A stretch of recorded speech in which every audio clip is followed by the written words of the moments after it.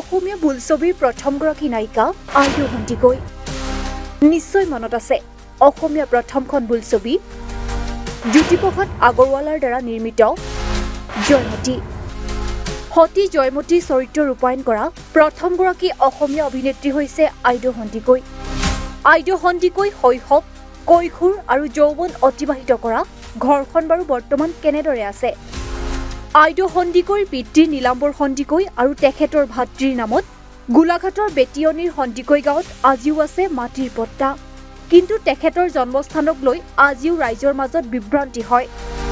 অসমৰ নাৰীসকলৰ ৰক্ষণশীল সমাজ এখনৰ বিৰুদ্ধে যুঁজিবলৈ শিকাই যোৱাৰ লগতে অসমৰ সৃষ্টিশীল জগতখনত নাৰীসকলৰ বাবে পথ প্ৰশস্ত কৰা আইদেউ সন্দিকৈৰ নাতিয়ে ক'লে সকলো কথা। যে আইদেউ সন্দিকৈ জন্ম প্ৰকৃততে বেটিয়নি সন্দিকৈ গাঁৱত হৈছিলে নে কমা গাঁও পানীদিহিঙীয়া গাঁৱত জন্ম হৈছিলে, এইটো যথেষ্ট বিভ্ৰান্তিকৰ হৈছে। ইতিমধ্যে আইদেউ সন্দিকৈ জীৱনীৰ ওপৰত যিবিলাক কিতাপ পত্ৰ ইতিমধ্যে বজাৰত ওলাইছে, তাত পানীদিহিঙীয়া গাঁও বুলিয়েই লিপিবদ্ধ হৈছে বা গুগলত চাৰ্চ কৰিলেও পানীদিহিঙীয়া গাঁওখনেই ওলায়। কিন্তু কথা হ'ল যে আইদেউ সন্দিকৈ পিতৃ নীলাম্বৰ সন্দিকৈ ওৰফে লীলাধৰ সন্দিকৈ, তেখেতৰ এখন পুৰণা বাৰী, পুৰণা গাঁও, তেওঁ বংশ পৰিয়াল ককাই ভাই আজি ইয়াত আছে। আৰু লীলাম্বৰ সন্দিকৈ ওৰফে লীলাধৰ সন্দিকৈ দৰিয়া বাগানত বৰমুখী কাম কৰিছিলে। আৰু কমাগাঁও মৌজাদা নন্দনাথ বৰবৰুৱা ভনীয়েক মা লক্ষ্মী সন্দিকৈ লীলাম্বৰ সন্দিকৈ বিয়া কৰাইছিলে। এতিয়া মা লক্ষ্মী সন্দিকৈ আৰু লীলাম্বৰ সন্দিকৈ প্ৰথম সন্তান হ'ল আইদেউ সন্দিকৈ। গতিকে বিবাহৰ 1.5 বছৰ 2 বছৰ পিছতে প্ৰথম সন্তান জন্ম হৈছে, নিশ্চয় ইয়াতে জন্ম হ'ব লাগিব। আৰু তেখেতক আমি লগ পাইছোঁ। আৰু এইখন গাঁৱৰ মানুহ এতিয়াও 2-এজন ব্যক্তি আছে। এজন মানুহ আছে নোমল শইকীয়া, তেখেতৰ বয়স এতিয়া 102 বছৰ, তেখেতেও কয়, বা আমি ইয়াত যিসকল মানুহ লগ পাইছিলোঁ আগৰ বয়োবৃদ্ধ মানুহ, তেখেতসকলেও কয় যে আইদেউ সন্দিকৈ ইয়াতেই জন্ম হৈছিলে, এইখনেই ঘৰ। কিন্তু তাত কেনেকৈ গ'ল, কিয় গ'ল, ইও এটা কাহিনী আছে। যে সেইখন মমায়েকৰ ঘৰ, মমায়েকৰ ঘৰলৈ ভাগিনীয়ে ফুৰিবলৈ গৈছিলে।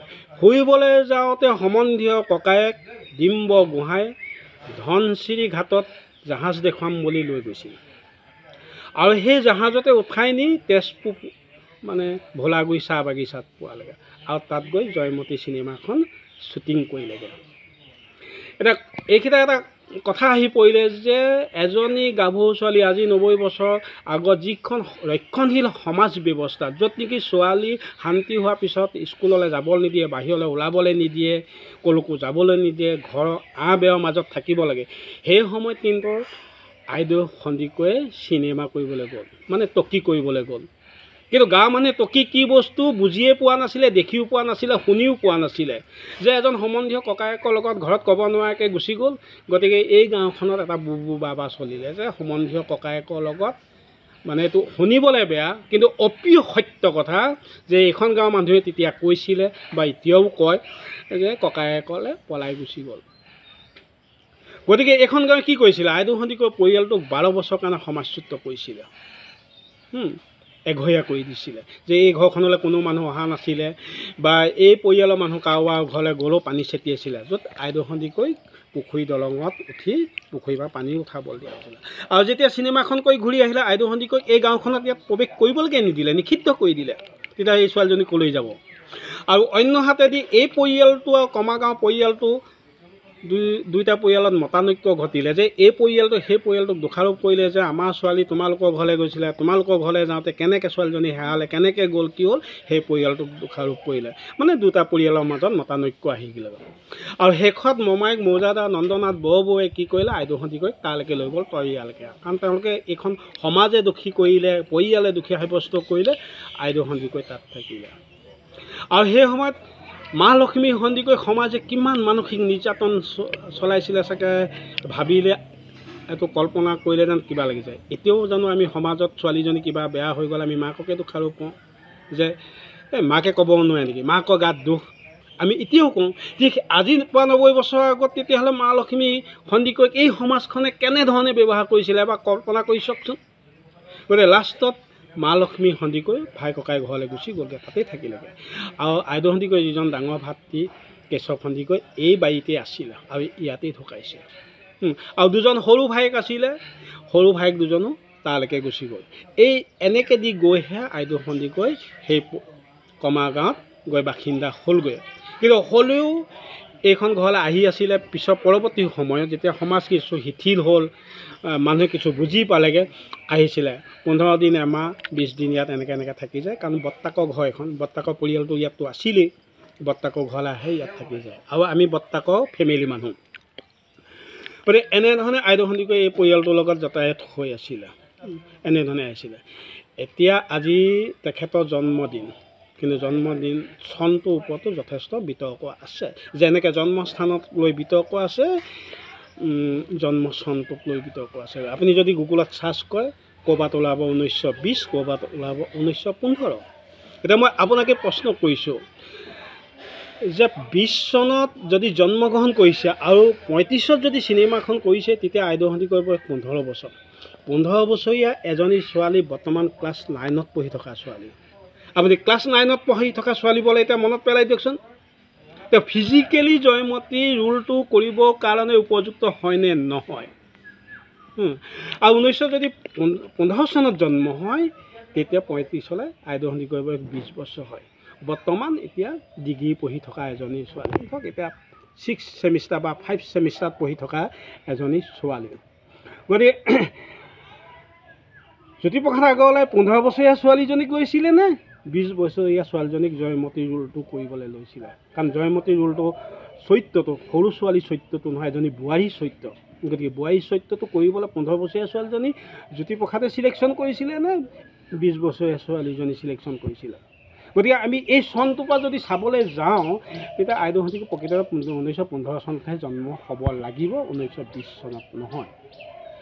আৰু বিভ্ৰান্তিকৰ আছে যে কিছু ৰাইটাৰে লিখিছে লীলাম্বৰ সন্দিকৈ দৰিয়া বাগানত বৰমহী কাম কৰিছিলে, আৰু কিছু লিখিছে যে লীলাম্বৰ সন্দিকৈ মৌজাদাৰ ঘৰত বৰমহী কাম কৰিছিলে। এতিয়া যদি আমাৰ প্ৰশ্ন আহিলে যে এটা সম্ভ্ৰান্ত পৰিয়াল, মৌজাদাৰ ঘৰৰ পৰিয়ালৰ ছোৱালী এজনী সাধাৰণ মহৰী এজনলৈ বিয়া দিবনে নিদিয়ে, সেইখিনি এটা প্ৰশ্ন আহি পৰিলে। আৰু কি কয়, লীলাম্বৰ সন্দিকৈ এটা বৃহৎ সম্পত্তি আছে, এই বৃহৎ সম্পত্তিটো এৰি তাত ঘৰ জোৱাই হ'বলৈ গৈছিলে নে নাই, সেইকেইটা আমাৰ প্ৰশ্ন আহি পৰিলে। কাৰণ এয়া চাওক, লীলাম্বৰ সন্দিকৈ লীলাধৰ সন্দিকৈ নামত পতা চলি আছে এইখন। তেখেতৰ ভাতৃ আইদেউ সন্দিকৈ ভাতৃ ভোমোৰা সন্দিকৈ মইনা সন্দিকৈ নামত এখন পতা এতিয়া চলি আছে। আৰু এতিয়া আমি ভোগ দখলত আছোঁ, তেখেতৰ আমি এতিয়া এখন খাজানা দি আছোঁ, আৰু তেখেতৰ নামতে দুজন ভায়েকৰ নামত এখন পতা চলি আছে। গতিকে এইখিনি প্ৰশ্ন আহি পৰিলে যে প্ৰকৃততে লীলাম্বৰ সন্দিকৈ তাত ঘৰ জোৱাই হৈছিলেনে না মা লক্ষ্মী সন্দিকৈক ইয়ালৈ বিয়া কৰাই দিছিলে? কিন্তু মোৰতো বয়স এতিয়া 54 বছৰ হৈছে, মোৰ ডাঙৰ ককাইদেউৰ বয়স এতিয়া আপোনাৰ 66 ইয়াৰ্ছ হৈছে। গতিকে আমিতো এই গাঁৱৰ মানুহ লগ পাইছোঁ, আজি 10, 15, 20 বছৰ আগত যিবোৰ মানুহ ঢুকাই গৈছে সেই মানুহবিলাকক আমি লগ পাইছোঁ। তেখেতসকলে কয় যে আইদেউ সন্দিকৈ তহঁতৰ পৰিয়ালটো এনেকুৱা আছিলে, এনেকৈ সমাজে বাদ দিছিলে। আৰু যেতিয়া আমি সেইখন ঘৰলৈ যাওঁ, তেতিয়া আইদেউ সন্দিকৈ আমাক সোধে আমুকৰ ভালনে, তামুকৰ ভালনে, আমুকৰ ল'ৰা ছোৱালী কি। বা আইদেউ সন্দিকৈ যদি তাৰপৰা ইয়ালৈ আহে ইঘৰ ফুৰিবলৈও যায়, কাৰোবাক ককাইদেউ কয়, কাৰোবাক দদাইদেউ কয়, কাৰোবাক বৰ্তা কয়, ফুৰিবলৈ যায়। আমি সৰু, আমি লগত যাওঁ। গতিকে আইদেউ সন্দিকৈ ইয়াৰ কৈশোৰ যৌৱন কালটো পাৰ কৰিলেহে ইয়াৰ মানুহ চিনি পাব, সুধিব যে আমুকৰ ভালনে, তামুকৰ ভালনে, আমুকৰ ল'ৰা ছোৱালী কি, আমুক আছেনে, এই কথাবিলাক যেতিয়া সোধে তেতিয়া নিশ্চয় ইয়াতে জন্ম হ'ব লাগিব।